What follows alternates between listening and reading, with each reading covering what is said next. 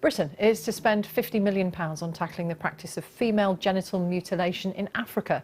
The International Development Secretary, Penny Mordaunt, said we can't end FGM in the UK without ending it globally. Well, it's hoped the money will help towards ending the tradition that can cause lifelong health problems and even death. Well, joining us now is Julia Lalla-Maharajh, Chief Executive and founder of the Orchid project, a charity which campaigns to end female genital mutilation. Julia, thank you very much for coming in tonight. How timely is this £50 million? We are so delighted by this announcement today because the time is now. We have 200 million women living globally with the impacts of having gone through female genital cutting, how we refer to it. And at the moment, we're seeing a slight decrease in the practice all around the world. So change is happening. But if we don't act now, population growth means that we will erode that change. What is bringing about the decrease that you mentioned? What we're seeing is more and more communities being educated about human rights and about health impacts.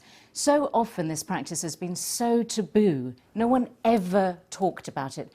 We don't at the best of time talk about our genitals. So it's hardly surprising in conservative communities, in very rural, far-flung communities, that we're not having these conversations.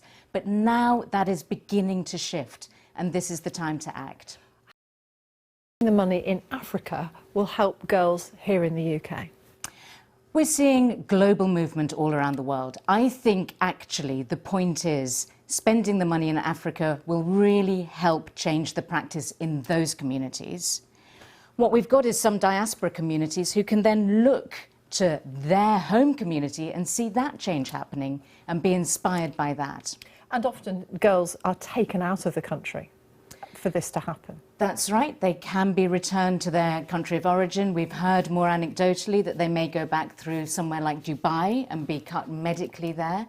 But really, when we look at the scale of the practice, the countries that this is happening in, like Nigeria, like Somalia, like Indonesia, that's where we're getting the 200 million women affected, and that's really where we need to stem the practice. How difficult is it for women or girls to resist this practice when it is so entrenched? It's almost impossible for one girl alone to do that.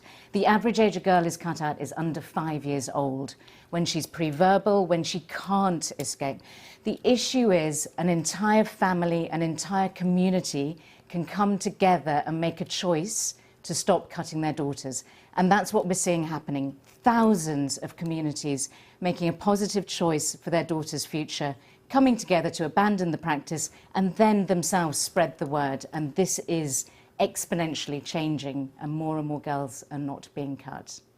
How important is it for men to be part of that education process? It's crucial that everyone in the community is involved. If you just go to the women, if you just go to the religious leaders or just the cutters, what happens is you don't have a conversation. You've got to talk with everyone in the community for them to understand their human rights, their responsibility to uphold those rights, and then to choose together to stop cutting. Just briefly, who's best placed to deliver that message, that education? Because if foreigners come into a community and start telling them what to do, I imagine that might not go down at all well. It never works well. In fact, you don't even, for the first 6 months you work in a community, mention the practice. You talk about human rights, you talk about responsibility, and it has to be from the same ethnic group in the local language. Otherwise, as you say, it's an outsider telling people to stop mutilation instead of people themselves embracing the change for the benefit of their daughters. Julia Lalla-Maharajh from the Orchid project, thank you for coming in. Thank you.